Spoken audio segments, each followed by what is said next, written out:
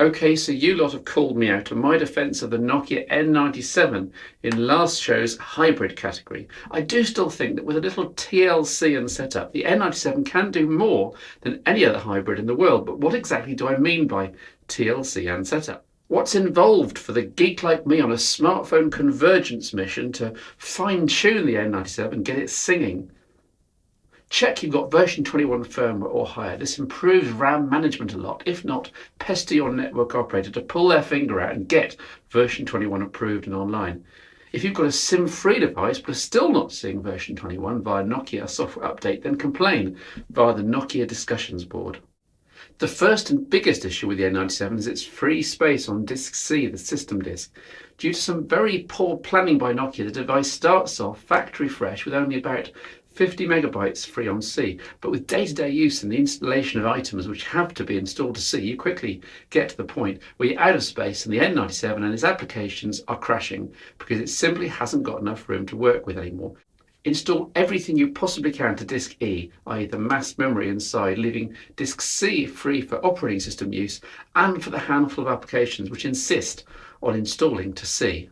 Just because Nokia offer various things here in software update doesn't mean you should install them. For example, Nokia Messaging, which I still think is too buggy to recommend, Engage, which no one uses these days, Mail for Exchange, which you may not ever need, and Ovi Contacts and Quick Office 6. They're all optional installs, so leave them alone unless you know that you need them. If you get offered a new version of Ovi Maps, take a moment first, go into Settings App Manager and manually remove any old versions of Nokia Maps or Ovi Maps. Many phones, bizarrely, have both installed, so zap them. The new version 3.3 is important as it's the first to give you real-time voice navigation, so make sure you grab this one if nothing else.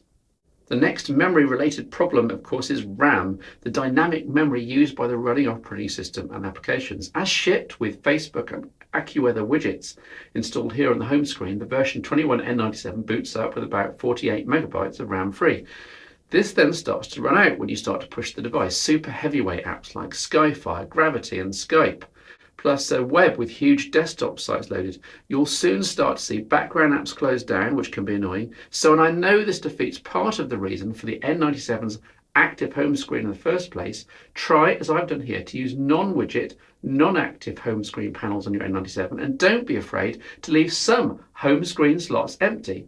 The less widgets you have here, the more free RAM you'll have, with the result that it'll boot faster and will start with around 58 megabytes of RAM free. This extra 20% or so makes all the difference, and you'll hit a RAM wall far less often. Although there are some wonderful third-party themes out there with eye-popping graphics and icons, it's rare for any to be 100% perfect in terms of every screen element being visible, and most third-party themes also use more of your precious RAM than the default ones. I tend to stick to the 3 built-in N-series themes, each of which has been ratified by Nokia. I know, boring, but these themes also run slightly faster, both because they're being loaded from ROM and because they're relatively light in terms of backgrounds and fancy graphical elements. Be wary of anything which insists on running all the time. Yes, this includes Nokia Messaging. Of course, if you need an app, if its existence is crucial to your use of the smartphone, then by all means leave it running. But anything not absolutely critical is best left on a fire it up if you need it basis. A good example of this might be Gravity or even Web. Heavyweight applications which are essential when you need them, but rather a waste of RAM, processor cycles and data when you're relaxing, listening to music or driving or at the shops with your family. Install Keylock Clock. It means, as it sounds, that when keylocked, you can still get a full screen check of the time by pressing the silver menu key. Really, really useful. Rather than have a huge long scrolling list of installed applications, stick the games in a new games folder here and put some of your most used apps in shortcut panes on the home screen for easy access. Try working with the screen brightness turned up to maximum. It makes the most of the otherwise unremarkable screen when using it indoors. Hey, you might as well enjoy the screen as much as possible. Don't worry, the battery can take it. And outdoors, of course, you've got the transflective screen, which should be pretty good in sunlight. That's my 10, but a final tip. Throw caution to the wind and install the latest Ovi suite if you've got a PC handy with a decent amount of RAM. This works really well with the N97. It's almost like iTunes. Hey, Apple fan, I said almost.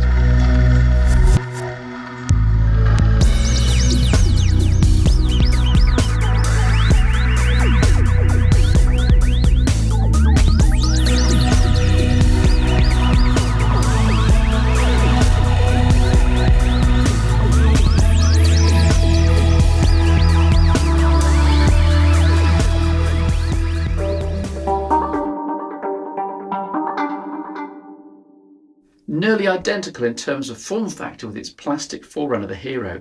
The HTC Legend is also superb in the hand, just small enough to be useful as an all-day phone, just big enough to be useful for media consumption. The main selling point here is the Mac-like unibody construction, making the mainframe very strong indeed and very stylish. There's an AM OLED display, as gorgeous as ever indoors and as hopeless as ever outdoors in sunlight. At 3.2 inches, it's quite a bit smaller than that on the Nexus 1, for example, despite the devices being of comparable size overall. The culprit here is the big black perimeter around the display. I can't help thinking a 3.7-inch display could have been fitted here, which would have helped it compete with the Nexus and HTC's own Desire. Oh heck, maybe this could have been the Desire Plus. The Hero's trackball has been replaced by this rather effective optical button. This uses optics to track any movement across it, and it can also be pressed to action something. Under Android, as usual, this tool is mainly used for positioning the cursor in text fields. It's up to the job and is elegant. Down below, HTC has caught up with the rest of the industry. Apple are now the only ones lagging behind in using micro USB for its main data and charging connection. Audio is now handled up top with a 3.5mm jack, though the supplied headphones are hard, plastic and rubbish. Further down below is where things get interesting, and not necessarily in a good way. With a solid back, the only way to get a battery into the Legend is via the bottom. So this slides off, a plastic retainer lifts up, and you see, in the style of the old Sony Ericsson K850, if you can remember that far back, silos for the SIM card, micro SD and the 1300 mAh battery. It's all a bit, well, busy. Because the battery is only pushed up against its terminals by the retainer, you unfortunately get the situation where every time you open up to change micro SD card, the battery connection is lost every single blessed time. So you have to restart the phone from scratch again. It's a slightly odd arrangement, to say the least. On the back is a mono speaker, shrouded in rubber and similarly tinny to that on the Nexus 1. And yes, put it down on a flat surface and you lose half the volume. Why didn't they think about these things? There's also a typical HTC 5-megapixel camera with single LED flash. Here's a sample. There's no shutter button, by the way. You have to press in on the optical navi button. So this is test footage from the HTC Legend, a VGA resolution, and you get to preset a focus at the start of your video clip, which is nice. The sensor isn't brilliant, though. You do get problems with extremes of light and dark and handling thereof, and the microphone quality isn't particularly good. You can probably tell on this soundtrack, not a patch on recent Nokias, for example. The Legend runs Android 2.1, quite a lot slicker and more functional than the old 1.5 build on the Hero, which still hasn't got its own Android 2 update, I believe.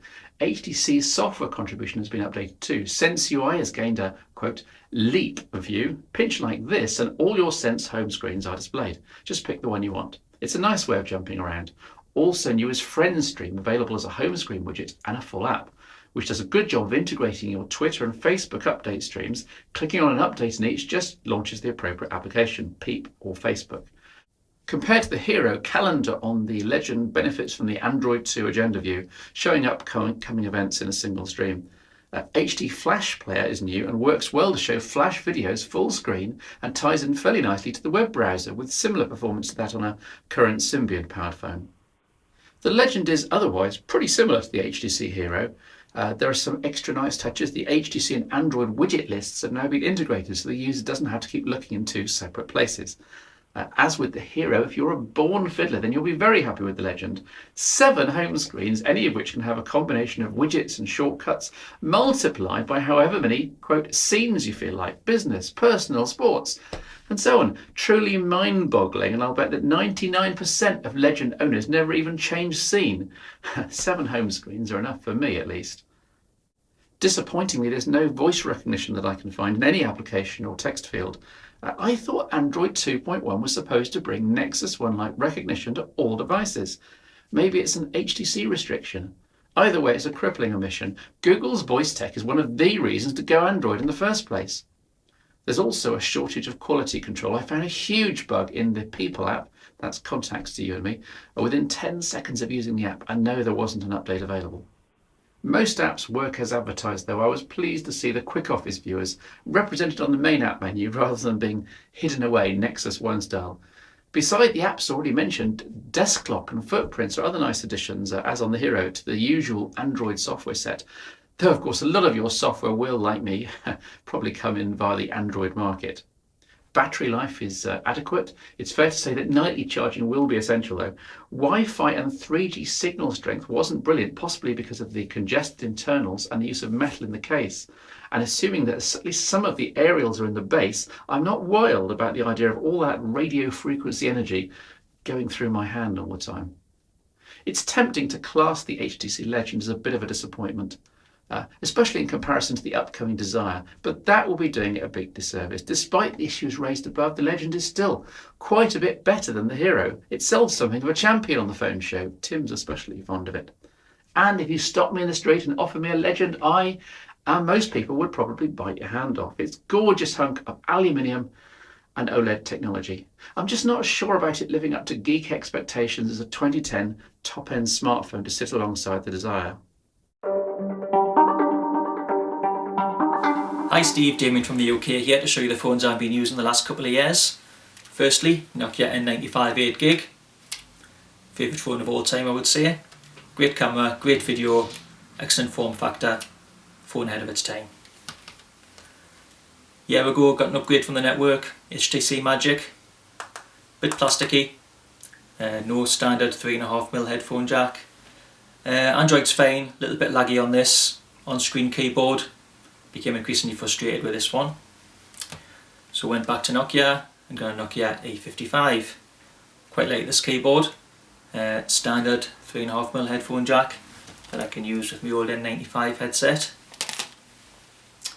It does everything I need of a phone. Nice metal back, feels nice in the hand, nice and thin. So that's it, Nokia A55. Thanks for listening.